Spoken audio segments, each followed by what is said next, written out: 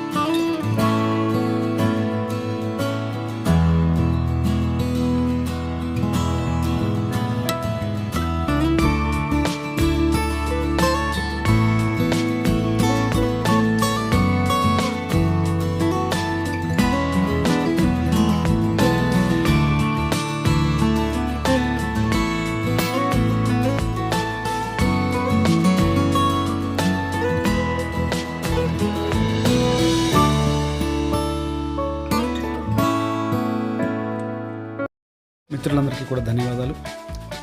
Please watch, like and share this video to your friends. Thank you, yours Kiran sir.